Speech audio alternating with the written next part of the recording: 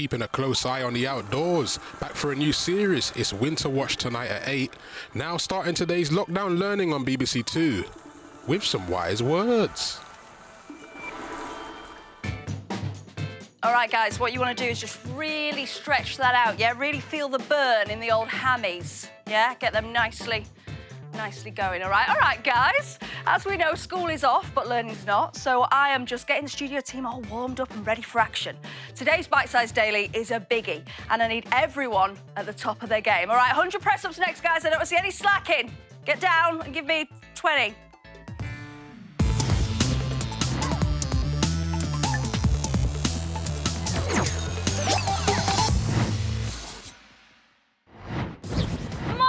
I'm Katie Thistleton, and this is Bitesize Daily, the show that's got your back when it comes to schoolwork. We're going big today with top teachers, your favourite celebs, and enough tips to make Tuesday a walk in the park. 11 and 12-year-olds, we're coming to you first before we say hi to all those aged 12 and 13, and then it's over to the 13 and 14-year-olds. Here's what's coming up today. It's Study Tips Tuesday, so we've got YouTuber Jack Edwards to bring us his. We're getting our teeth into some biology, English and geography, and we'll bring you the latest instalment of The Big Read. Whatever you do, don't go anywhere.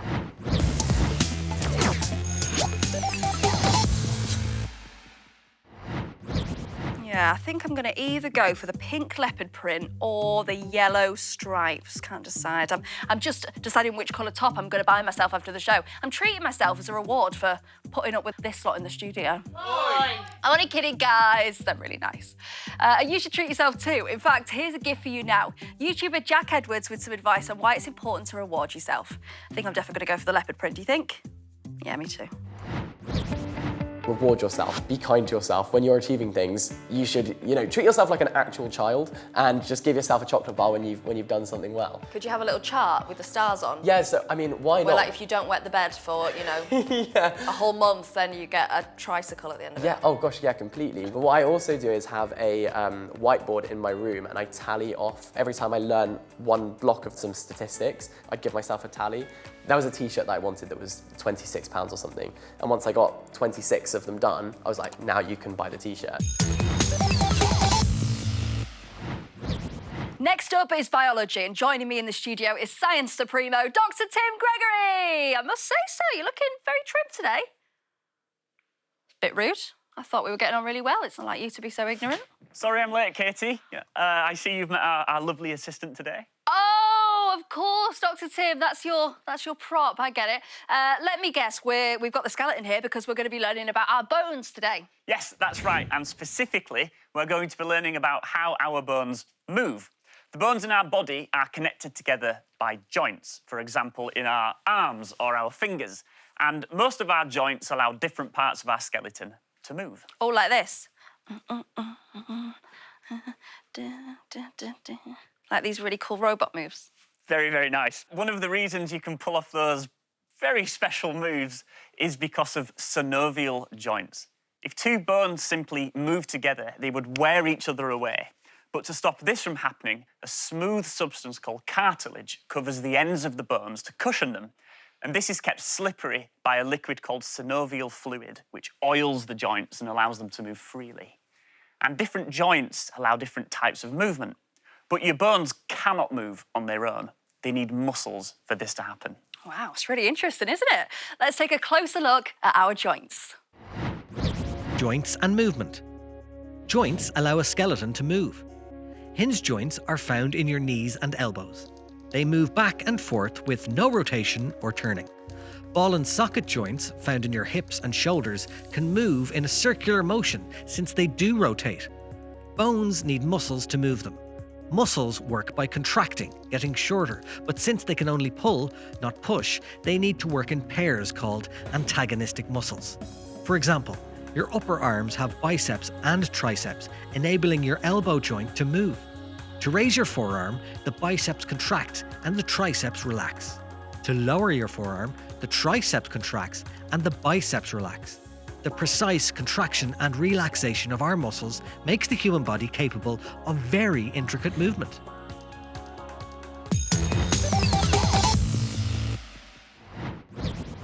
So So that's what these bad boys are for, these swans, Dr. Tim, to help us move. Yes, exactly. And different types of muscles attach to different types of joints to help our bodies to complete certain tasks. Katie, if you'd like to walk up and down, I can show you. Gladly, I'll have a lovely morning walk. Let's go. So when you walk, the joint in your knee only needs to move backwards and forwards. And so this is what we call a hinge joint, a little bit like a door opening and closing.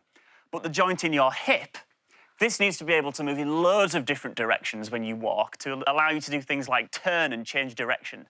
And the reason you can move in all directions is because the hip has a ball and a socket joint. Yeah, you can really feel the movement in your hip, can't you? Biology is exhausting, Dr. Tim. It can be quite exhausting. Now, to picture a ball and a socket joint, think as your fist as the ball and your hand as the socket. And you can see this provides a lot of movement compared to a simple hinge joint, which you can imagine a little bit like this. I think I need a breather, Dr. Tim. Yeah, it can be quite tiring, can't it? When we walk, the muscles in our legs work in pairs and act like elastic bands, either getting longer or shorter.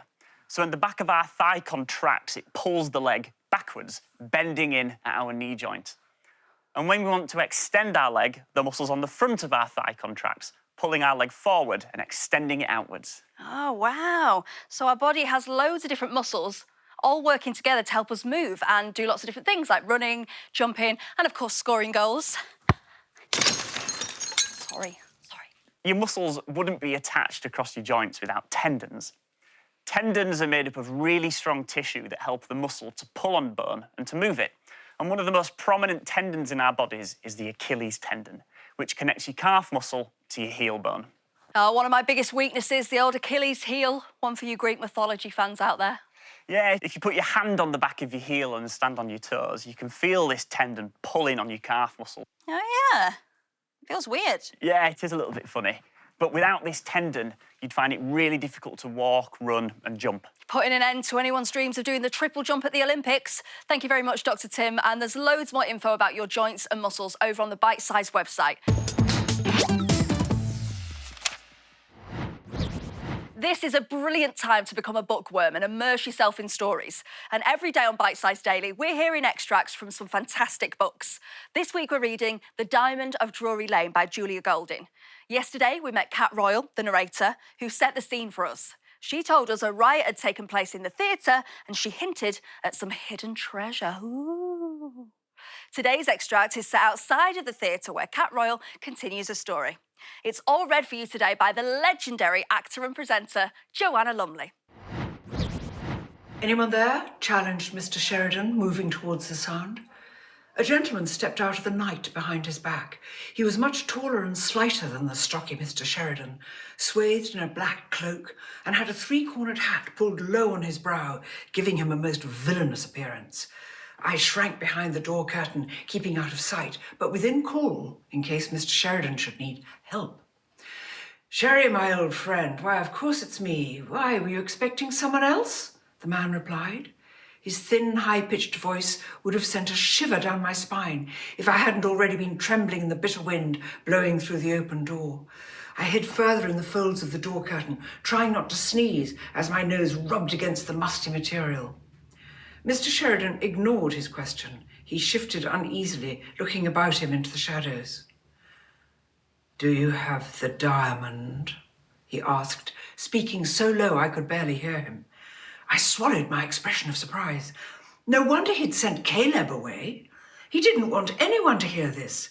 This was evidently a conversation on which I should not be eavesdropping. That, of course, made it all the more tempting to listen.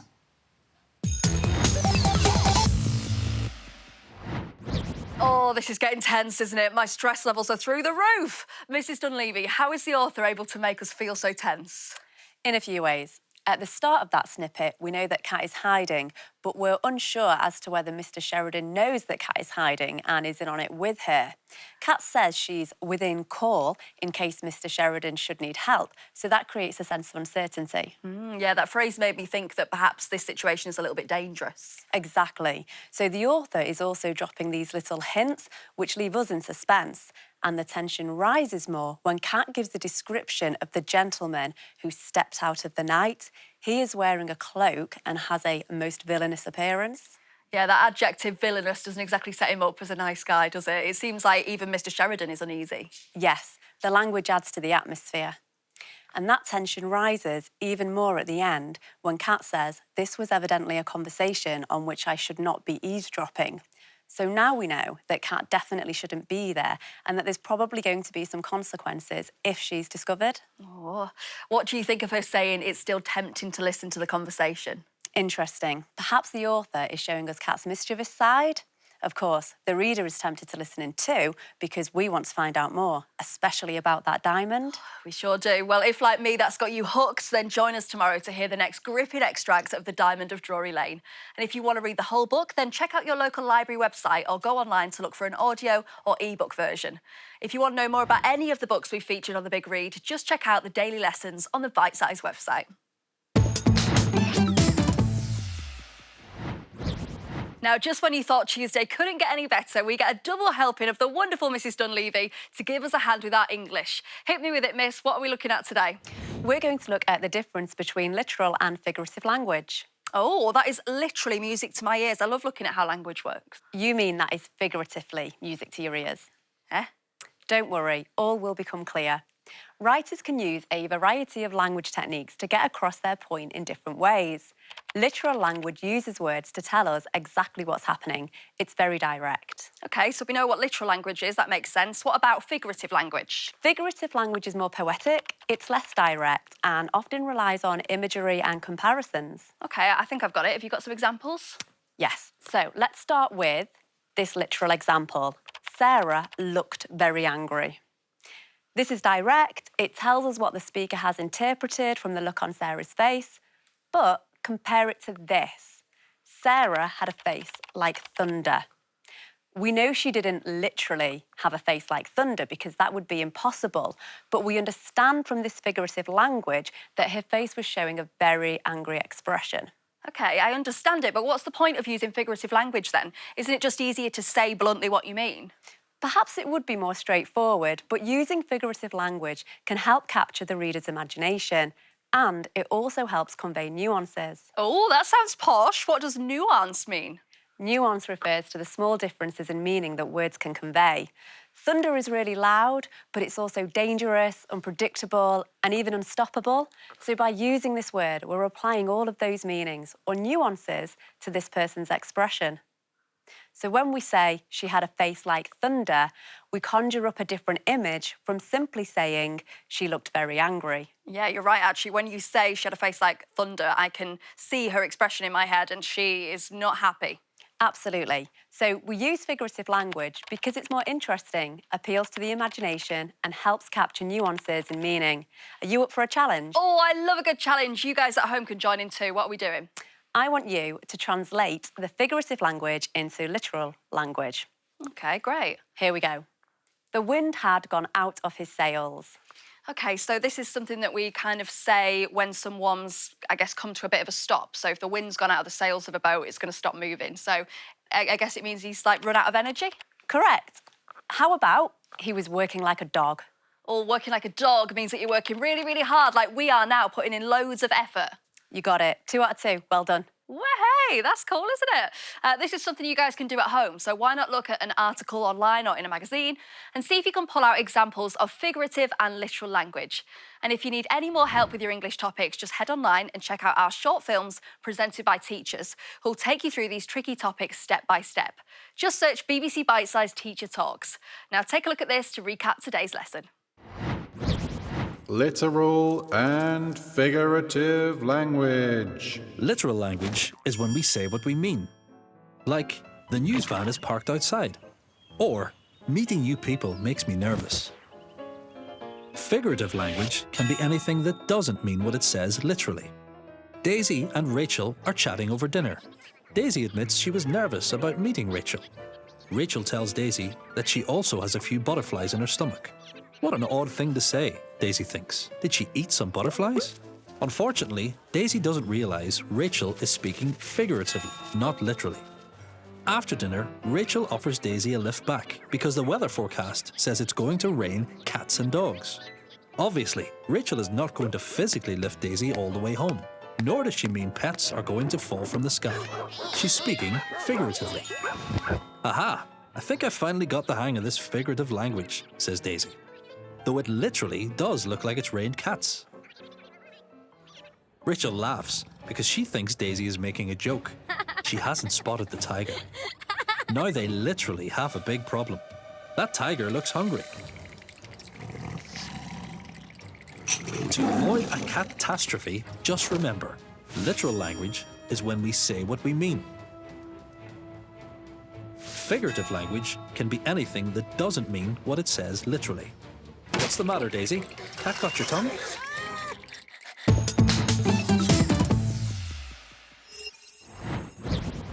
Today's pick of the day is geography. What a treat. And we're going to look at tectonic hazards. See this apple? It's made up of different layers. Right in the centre is the core. Then you have the soft bit in the middle. And finally, the skin, a thin outer layer. And if you compare that to planet Earth, you'll see they share some similarities. The Earth is made up of 4 layers. The inner core, a solid metal, which is as hot as the surface of the sun. The mantle, a semi-liquid rock. And the crust, the thinnest layer with a rocky and brittle surface. The Earth's crust is divided up into different pieces called tectonic plates, a bit like a jigsaw. And the way these plates move is the reason why we get tectonic hazards such as earthquakes and volcanoes. Take a look at this. These plates can be oceanic, meaning they're found mainly under the ocean, or continental, and mainly found under land. And they are moved around, constantly fueled by energy from the very hot mantle below. Where the movement of the currents in the mantle converge, like this, plates are pushed together. This is called a destructive or convergent plate boundary. When the plates collide, the denser plate, usually the oceanic one, is forced underneath the continental plate. The force of this collision is so great that mountains are created. Earthquakes are very common at this type of boundary, as the mountains are pushed upwards by the force of the plate's movement. Tall, steep volcanoes can also form as a result of the denser rock melting and the magma being forced up to the surface. South America has a great example of a convergent plate boundary. As the Nazca plate collides with the South American plate, it's forced underneath it, creating the ever-changing Andes Mountains. Where the movement of the currents in the mantle separate, like this, plates move apart. This is called a constructive or divergent plate boundary. These are usually found under oceans. As the plate moves apart, magma rises to the surface and cools, forming shallow-sided volcanoes. The mid-Atlantic ridge on the floor of the Atlantic Ocean, where the Eurasian and North American plates are moving apart, is the perfect example of this. Plates can also move past each other, like at the San Andreas Fault in the USA, which forms the tectonic boundary between the Pacific Plate and the North American Plate. These are known as transform faults. As the plates scrape past each other, pressure builds up and is released suddenly, causing an earthquake. The plates of the Earth's crust are constantly moving at about the same speed as your fingernails grow. So the map of the Earth will continue to change, but just very, very, very slowly.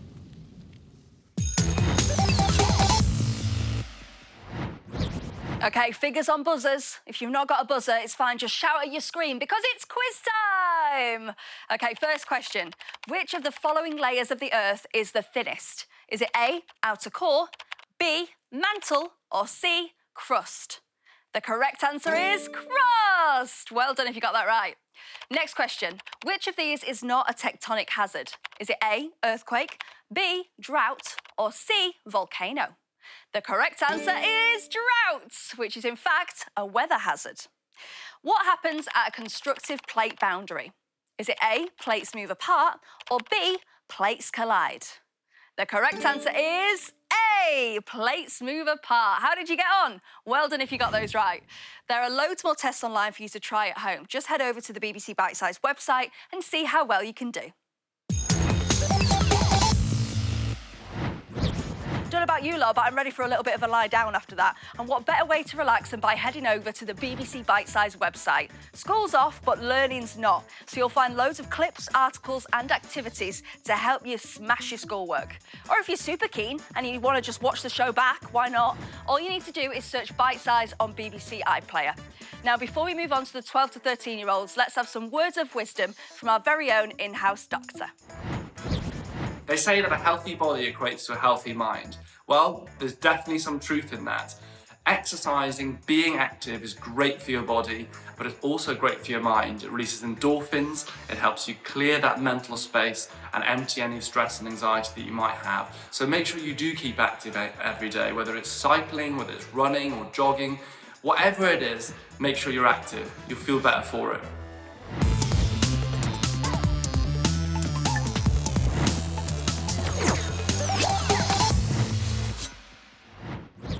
Now, all you 12 and 13-year-olds, this one's for you. I'm Katie Thistleton, and this is Bitesize Daily, your schoolwork's favourite show. It is, honestly, it told me. We've got terrific teachers, cracking celebs, and enough tips to make Tuesday a walk in the park. Oh, isn't it nice when the birds are out? Lovely, that. It's Study Tips Tuesday, and we'll be joined by YouTuber Jack Edwards. We're getting down with healthy diets in biology, simile and metaphor in English, and we've got tropical storms in geography. Plus, on top of all that, we've got the next instalment of The Big Read, A Wrinkle in Time by Madeleine L'Engle. Don't go anywhere. School's off, but learning's not.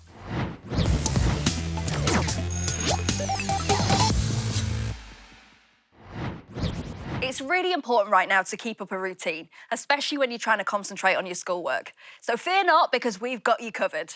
It's the day after Monday, so that can only mean one thing. Drum roll, please. Study Tips Tuesday!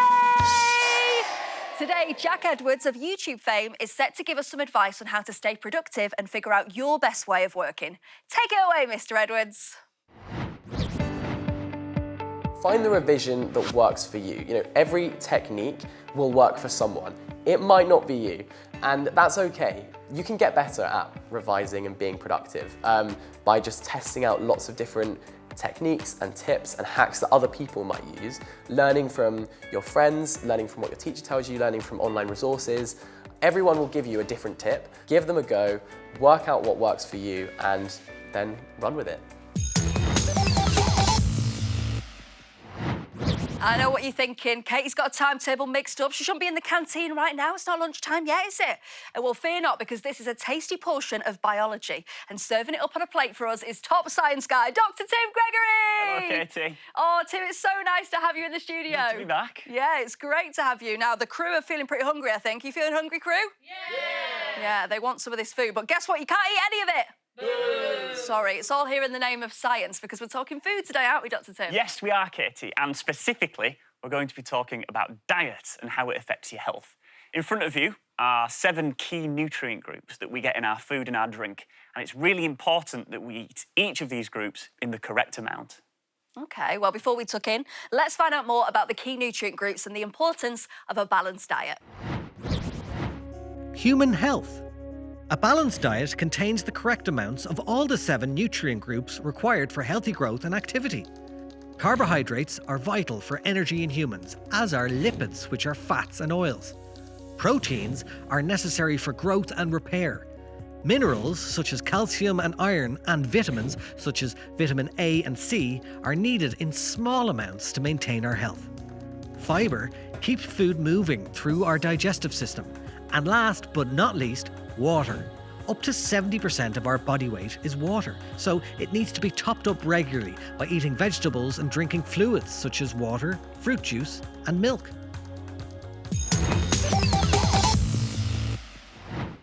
So how do you go about having a balanced diet, Dr. Tim? A balanced diet is one that contains the correct amount of all of the necessary nutrients for healthy growth and to give somebody the energy that they need to go about their day-to-day life. But the amount the body needs varies from person to person. So how do you know how much of each nutrient group to eat?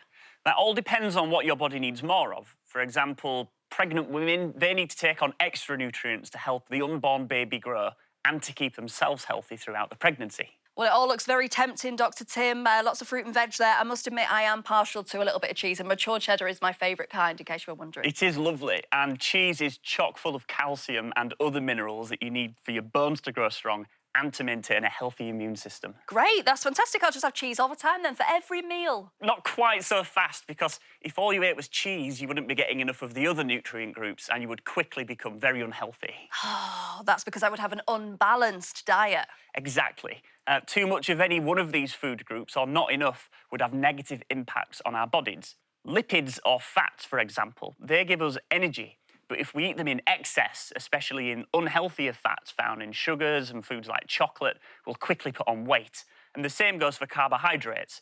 If your body stores too much energy, it leads to obesity, while not having enough, on the other hand, that can lead you to becoming underweight. Wow, so it really is a balancing act, isn't it? But say your body did need more energy because you were an athlete, would that mean that you would have to increase your intake of carbohydrates to increase your performance? Yes, and that's why different people have different diets. Athletes need more carbohydrates, for example. Amazing, just like these badminton players in our next clip. Carbohydrates are essential. They fuel muscles, increasing endurance levels. Badminton players can lose up to 1,000 calories in a match, so they need to consume a lot of this food group. In a balanced diet, carbohydrates make up around 60% of their daily calorie intake. Fats slow down carbohydrate absorption. This means that they prolong the energy supply, so they're vital in sports like badminton, where tournaments can last all day. But it needs to be the right kind of fats. Almonds, olive oil, avocado and whole milk contain healthy fats. Fats make up around 15 to 25% of the daily calorie intake. Protein is very important in muscle growth and repair. It helps with quick recovery from injuries and long hours of training. Athletes need to consume at least 2 to 3 servings of protein-sourced foods per day. In a balanced diet, this makes up around 20% of the daily calorie intake. Fruit and vegetables are a natural source of vitamins, minerals and antioxidants, helping to strengthen bones, heal wounds and improve the immune system. A balanced diet should have 3 to 5 servings of vegetables, in addition to 4 servings of fruits per day. Fresh fruit and veg also help increase fibre intake, which helps with digestion and weight control.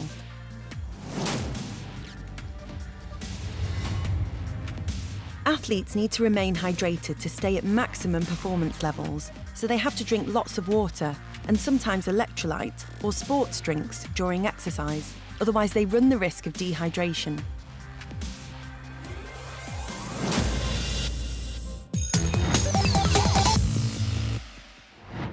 Those badminton players were machines, weren't they? No wonder they needed so many carbs.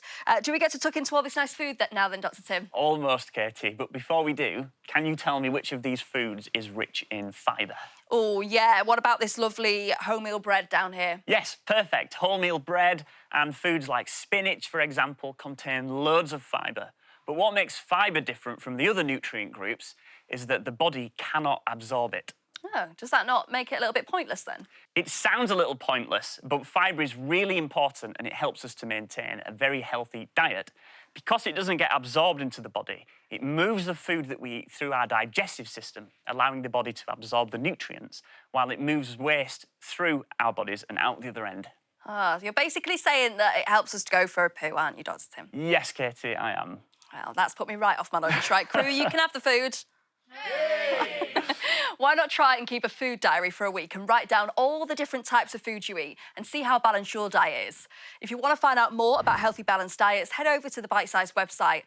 Oh, do you know what? I'll just have a little slither of cheese then. Do you want some? Go on then.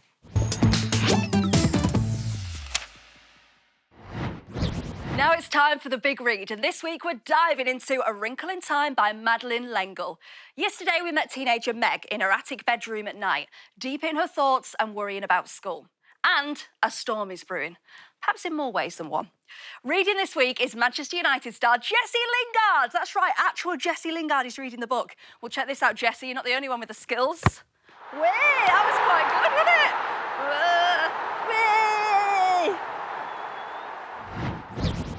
And on the way home from school, walking up the road with her arms full of books, One of the boys had said something to her dumb baby brother. At this, she thrown the books on the side of the road and tackled him with every ounce of strength she had, and arrived home with her blouse torn and a big bruise under one eye. Sandy and Dennis, her 10-year-old twin brothers, who got home from school an hour earlier than she did, were disgusted. Let us do the fighting when it's necessary, they told her. A delinquent, that's what I am, she thought grimly. That's what they'll be saying next. Not mother, but them, everybody else. I wish father. But it was still not possible to think about her father without any danger of tears. Only her mother could talk about him in a natural way, saying, when your father gets back from where? And when? Surely her mother must know what people were saying, must be aware of smugly vicious gossip. Surely it must hurt, as it did Meg. But if it did, she gave no outward sign. Nothing ruffled the serenity of her expression. I really feel like we're getting an insight into Meg's inner thoughts and what's keeping her up at night. Mrs. Dunleavy, what is going through Meg's head at the moment, do you think? Meg's doing some self-reflection. She's clearly concerned about what others think of her. She says, a delinquent, that's what I am. That's what they'll be saying next. Not mother, but them, everybody else. Meg is focusing on how other people see her, and it's really interesting that she refers to herself as a delinquent. Yeah, it's a strong word to use, isn't it? At this stage, she doesn't seem to be getting into any serious trouble, or at least not enough to refer to herself as a delinquent. I agree. Perhaps the author is showing us that Meg sees herself very negatively. At the same time, the author uses Meg's self-reflection as a device to allow the reader to find out a bit more about the plot and characters. For instance, when she's thinking about her journey home and getting into a scrap, we discover that she's having problems with people at school, and she introduces her twin brothers at the same time. What do you think about her talking about her mother and father? Well, Meg doesn't think that her parents think badly of her. At the end of the extract, it seems that Meg is a bit jealous that her mum is able to ignore what others are saying. According to Meg, nothing ruffled the serenity of her mother's expression.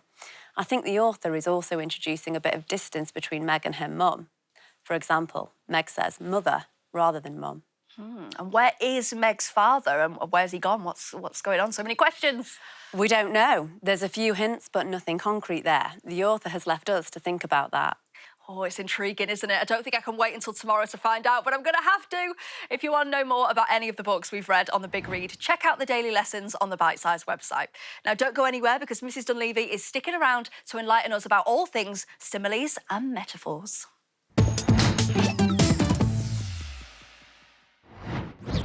OK, 12 to 13-year-olds, it's time for English, and we're in very safe hands because Mrs. Dunleavy has our backs. What are we going to be doing today, miss? Today, we're going to concentrate on the difference between simile and metaphor, which are both examples of figurative language.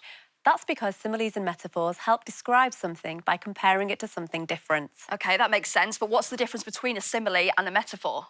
A simile is a comparison between two things, where the writer uses like or as.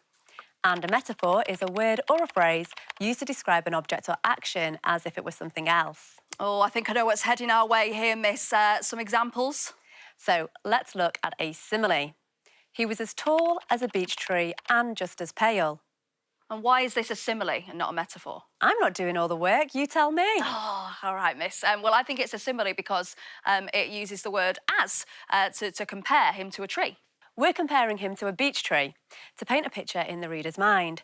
Beech trees are also thin and pale, so there's more that comes with this simile too. Take a look at this metaphor. He was on fire that day, scoring 3 goals in a row. So that's a metaphor because we're describing how good the person was by using something that has similar characteristics, like fire. You're absolutely right, yes. He wasn't literally on fire, but this metaphor helps us understand that he was fierce and unstoppable. And talking of scoring goals, I've got a game to put your knowledge to the test. I call it Figure It Out. Well, I'm figuratively on fire, so bring it on, miss. I'll read out a phrase and you need to work out if it's a simile or a metaphor. Then you need to throw a ping-pong ball into the right bucket. Are you ready? I am born ready. You can play along at home too. OK, let's go. She ran as fast as a girl being hounded by demons. Ooh, well, there's the use of as, so I think that's a simile. Well done. Oh, unlucky. Next question. The argument had been quite the storm in a teacup. Quite the storm in a teacup. I think that's a metaphor. Oh. Next question. Her fingers were long, elegant and fine, like a piano player's. Like a piano player, so that's a simile. Oh, next question. It's embarrassing. Life is a roller coaster. Just gotta ride it. Metaphor. Well done. Oh, so close. Next question. They fought like cats and dogs. Like cats and dogs, so that's a simile. Oh, next question. He was as sharp as a knife and twice as deadly. Sharp as a knife and twice as deadly. A simile.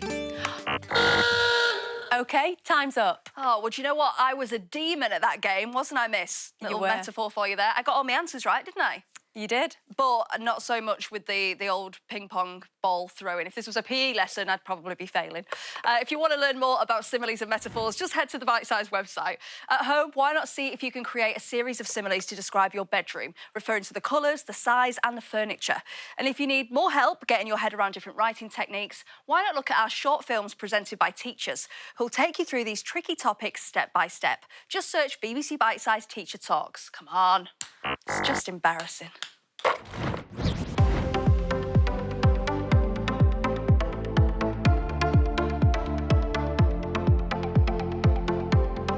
Why don't we look at how the language that Mary Shelley uses affects the reader? The glimmer of the half-extinguished light. The rain pattered dismally against the panes.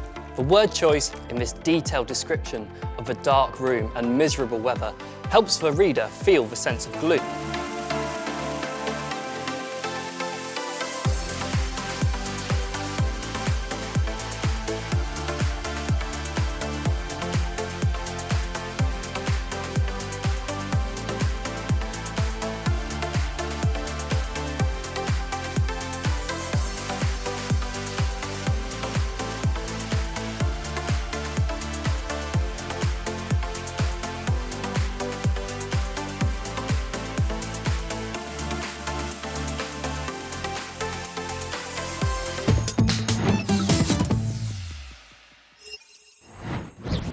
It's pick of the day time and we're about to kick up a right storm. I knew I should have brought my brolly. It's really turned, hasn't it? We're talking weather hazards, extreme weather events that threaten people or property. This can include tornadoes, droughts and even fog.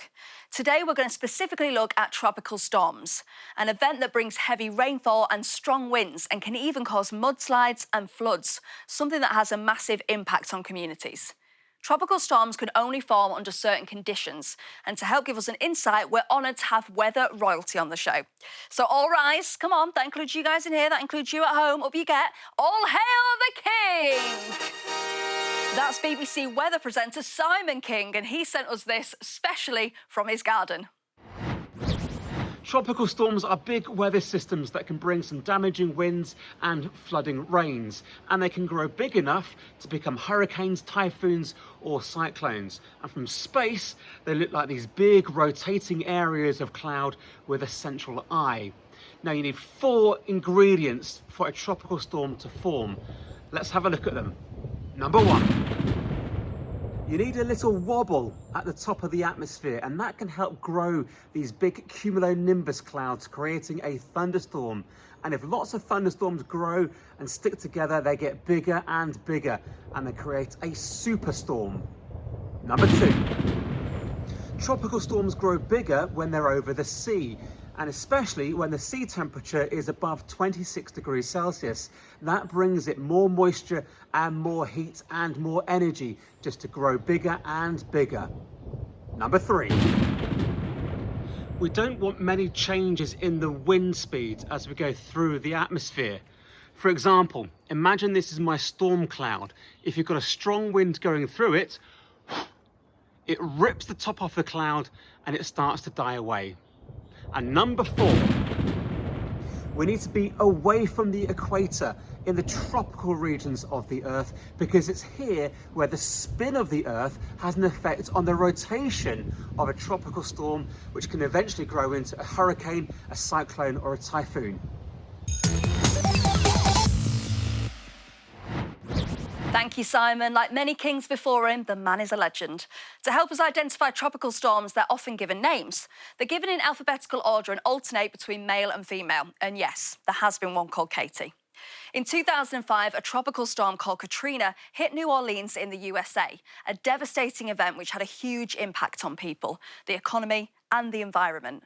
1,800 people lost their lives, 300,000 homes were destroyed, and 3 million people lost electricity. $300 billion of damage was caused and many people lost their jobs. Katrina also led to flooding of large areas of the coast and the destruction of crops and coastal habitats. Tropical storms bring with them a path of destruction, and because it's so hard to predict where a tropical storm will hit, it's difficult to come up with a plan to prepare or to evacuate an area if needed. If you want to find out more about tropical storms and other weather hazards, head over to the BBC Bitesize website for more. There's also guides and tests you can challenge yourself with at home. Check it out.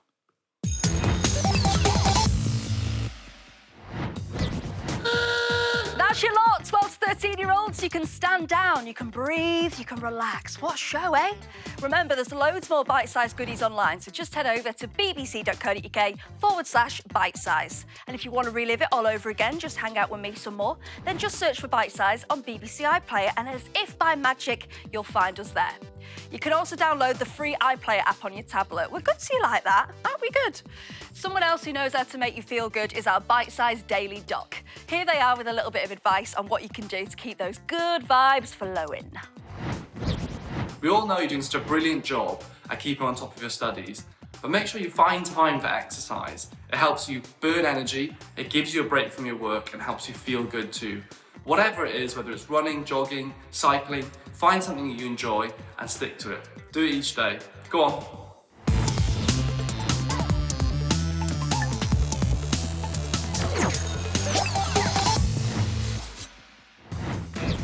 Right then, 13 to 14-year-olds, come closer. Closer. Closer, OK. No closer than that. 2 metres, please. It's time for you to come face to face with your part of the show. And your schoolwork isn't going to know what's hit it. All the big names are here. Science, English, geography. What more could you ask for? Are you ready? Good. Here's what's coming up. To keep us smiling this Tuesday, YouTuber Jack Edwards brings us some more top tips. We're talking plants and pollination in biology. English hits us with some personification, extended metaphor and pathetic fallacy. And then we navigate river characteristics and landforms in geography. Plus, the pages keep on turning when we bring you the next instalment of The Big Read, A Good Girl's Guide to Murder by Holly Jackson. This is Bitesize Daily. School's off, learning's not.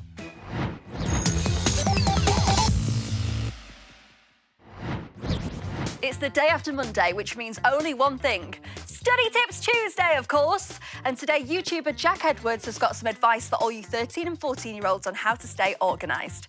Here are his tips on how to stay on top of your schoolwork and knowing what works for you. Is there nothing this man can't help us with? Have you got any advice for somebody who's like, do you know what, I'm just naturally not an organised person, but I need to be for my studies or whatever? Yeah. How can they help themselves? So I think it's definitely about working out what works for you and what makes you as efficient and productive as possible. So for me, I do like to do things a bit last minute, and I need a bit of pressure, and sometimes I do like to do things all in one go. And because I understand that, I don't beat myself up over it. You know, if something is due in tomorrow, I think that's fine, because I've done it before, I can do it now. You know you're gonna get it done, and you understand your own way of working. That is productive still. Joining me today is a science teacher who can bring a ray of sunshine to any ecosystem. It's biology extraordinaire, Dr. Tim Gregory. Hello, Katie. Oh, and you brought me flowers, Dr. Tim. You shouldn't have. That is so kind. These are actually for today's lesson. Oh. Yeah. Oh, that's all right. I didn't want anyone to bring me a present anyway. Sorry about that. Yeah. So we're talking about plants and pollination today. Yes, we are. The structure and the function of a flower is vital for our food production. Oh, wow. So there's more to them than just being a nice gift. Not that I'd know. Yes, absolutely. The flower is, in fact, the reproductive organ of many different plants. They produce both the male and the female sex cells. And when they meet, reproduction begins, a process that we call pollination. Oh, they're also a nice way to say thank you to your colleague, you know, who you've been presenting BBC Bitesize. It's fine, I'm over it now. Let's take a look at the top things you need to know about plants and pollination. Plants and pollination. Pollination is the transfer of pollen grains from the anther, the male part of the flower, to the stigma, the female part of the flower. Flowers can be pollinated by insects or the wind. Insect-pollinated flowers attract insects with their large, brightly coloured petals, a strong scent and nectar. The pollen grains of insect-pollinated flowers are sticky or spiky, so they can attach well to insects. Wind-pollinated flowers don't have these features. Instead, they have large amounts of pollen grains, which are smooth and light, so they can be easily carried by the wind. We depend upon insect pollination for many of our crops, such as potatoes and tomatoes. Without insects, the security of our food supply would be threatened, as without pollination, there would be no plants to grow.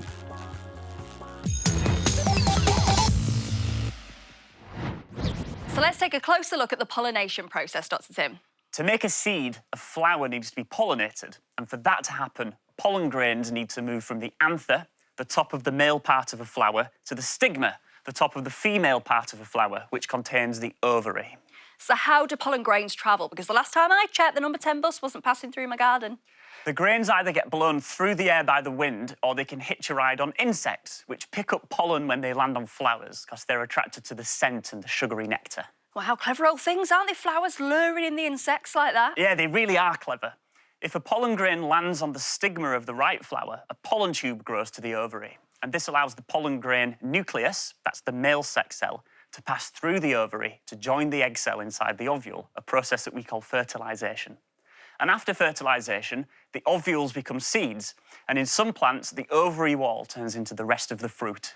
Wow, and that's why flowers are so important, because without them, we wouldn't get certain foods being produced. That would be no apple pies, no jam sandwiches, and no banana bread. But we do have flowers, so it's all good. You've got your banana bread. And that's only half the story. Our flower may have created a seed, but to give it the best chance of growing, it needs to be spread, and that occurs by a process called dispersion. Why can't the seed just fall to the ground so all the seeds can just grow together as one big family?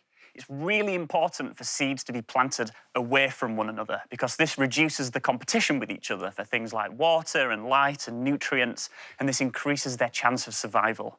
And this dispersion can happen in loads of different ways. Can you give us some examples? Are you up for a quick-fire picture round, Katie? Oh, Dr. Tim, I love a picture round. What have you got for me? Great. So we'll play a game where you have to tell me how the different seeds are dispersed. Oh, OK. Hit me.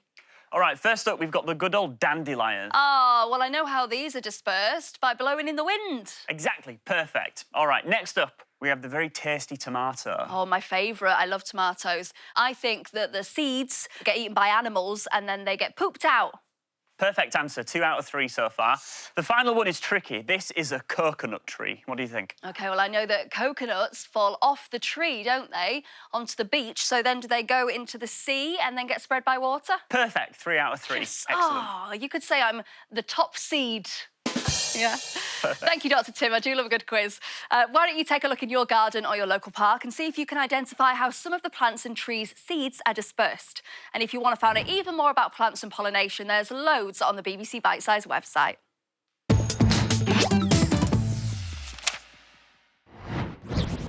It's big read time, and this week we're immersing ourselves in A Good Girl's Guide to Murder by Holly Jackson, a book full of intrigue and suspense. And as you can see, I'm literally on the edge of my seat. I mean, I'm falling off, so I'm going to get a little bit more comfortable. That's better. Yesterday, the story started unfolding through the eyes of Pip, the main character. And unlike the rest of the community, Pip thinks the Sings are innocent. Well, see what you think. Here's our big read celeb to continue the tale.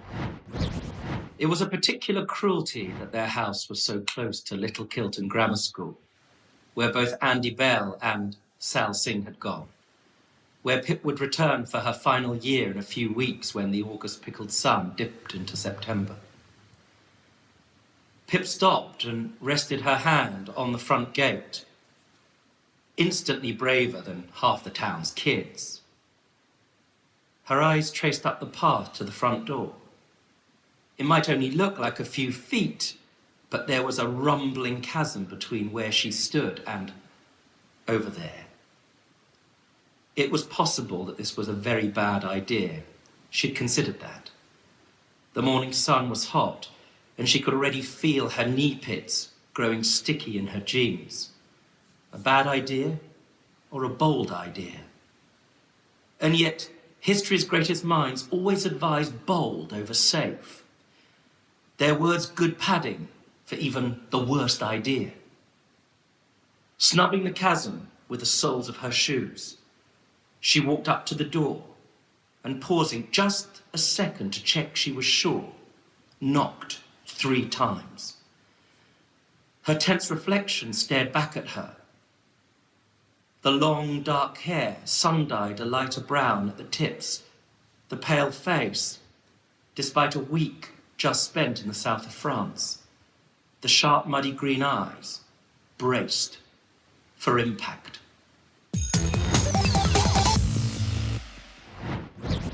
That was a great snippet, wasn't it? I felt like the author was really pinpointing the exact moment when Pip decides to involve herself in the story. And English teacher Mrs. Dunleavy has joined us to discuss it. What did we learn about Pip from this extract, Miss?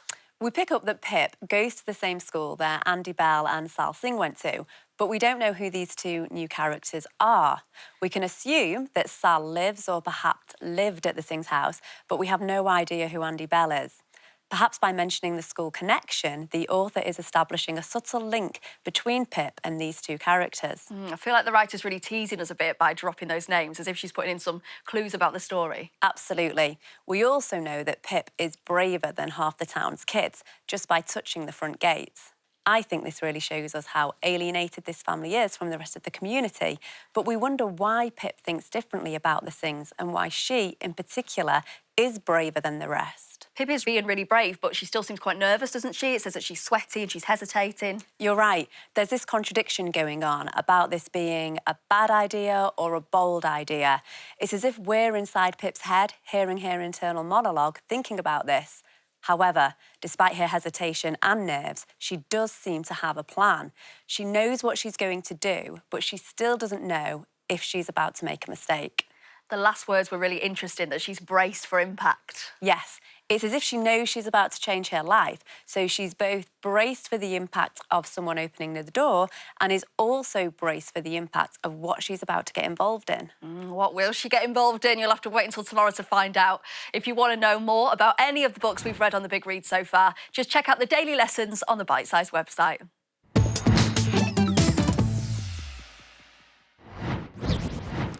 In the studio of Bitesize Daily, knowledge flows like a running bath. No, like a gushing stream. Yeah, stream.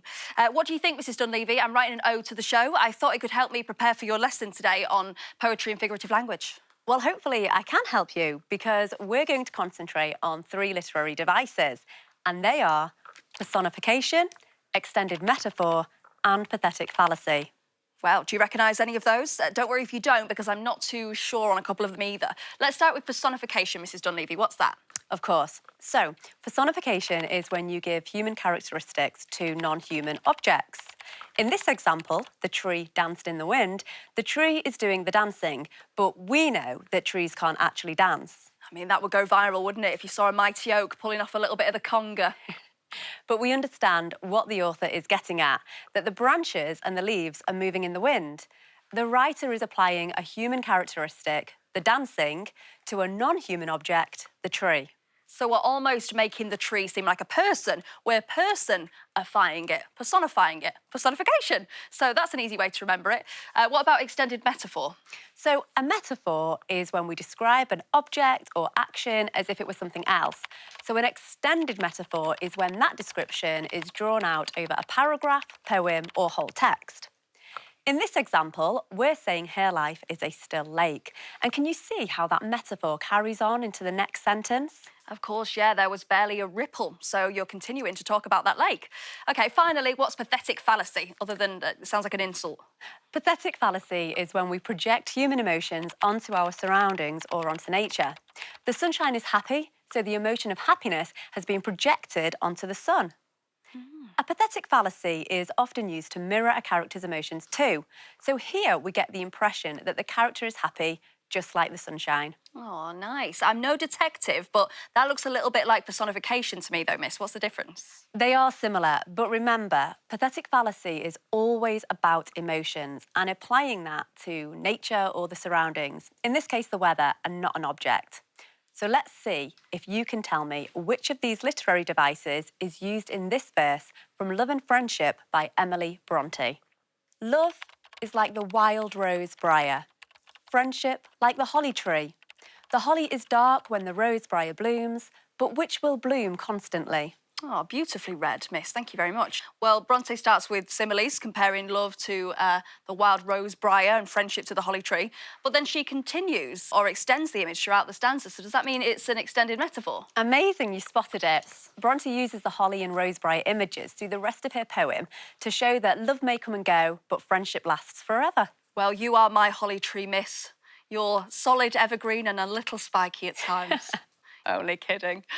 Here's something to try at home. Why not think of a suitable metaphor for your life at the moment? Is it a still lake? Or maybe it's a little bit more of a wild roller coaster. Make a mind map of words associated with your metaphor and then write a paragraph referring to as many as you can. Remember, if you need more help with different language devices, check out Teacher Talks online. They'll take you through tricky topics like this step by step. Just search BBC Bitesize Teacher Talks.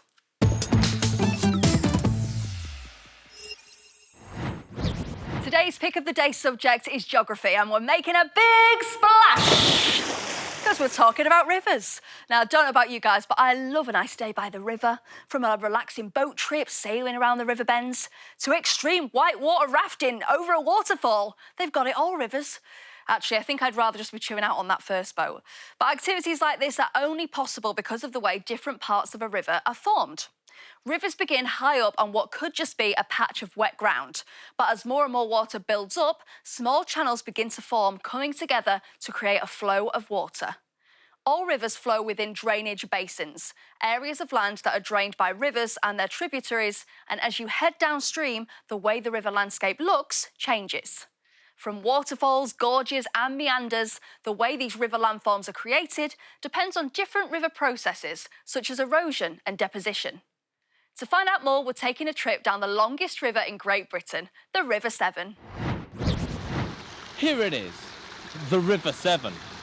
It doesn't look like much now, but it's only just got started. Fed by dozens of rivulets, the stream swiftly grows in size and power, cutting down through the landscape to form a V-shaped valley. And it's getting bigger all the time. It's also fast-flowing, which means it has a high carrying capacity, the ability to carry material that's been stripped from the land. Some of the material carried by the river is dissolved in the water. Some is suspended in the flow. And some, like this rock, is dragged along the bed by a mixture of flow rate and gravity. All this load is the ammunition required to erode the landscape. Even at the end of the summer, the river is already flowing at 1,000 litres per second. It makes a dramatic sight as it plunges over this waterfall, which is called the Severn Breaks Its Neck. There are several ways in which waterfalls are formed. The most common one is due to a difference in rock type. Where a strong band of rock lies on top of a weak band, the water falling will erode the underlying weaker rocks. After a while, the inevitable happens. Over time, the waterfall cuts back. Eventually, a gorge is formed. After the waterfall, the Severn's gradient soon flattens out, and it starts winding its way through agricultural land.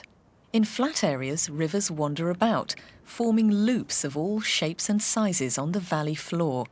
These are known as meanders.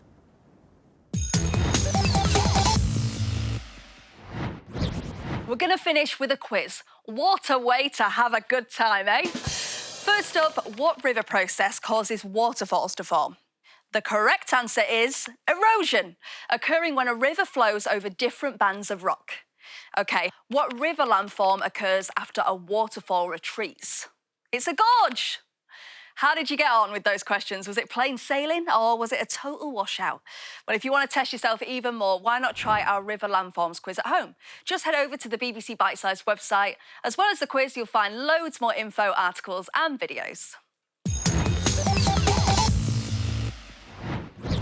Well, that's your lot for today. Don't know about you, but there's certainly loads of great new knowledge stored in here, I tell you.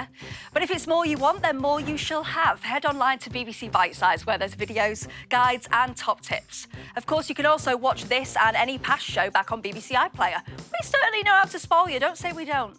Let us know how you're getting on by using the hashtag BBC Bitesize Daily. Now, before we go, some final words of wisdom from our very own bite-sized doctor in the house. See you next time. Another subject not to forget is PE. And when I say PE, I mean exercise. It's a great break from schoolwork and actually a way that you can learn your subject too while making yourself feel better. Whatever the exercise you're doing, go for it. You've got this.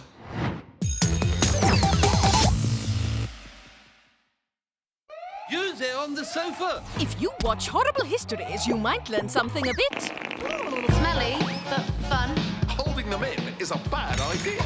Elizabeth can be a little slobbery. There's a poo-poo! That's what I said! My moustache has fallen off in shock! Some families can't drink cow's milk. Not as chewy as you'd expect. Birds can't fart. So what did we learn? You need to watch Horrible Histories for more. Streaming now.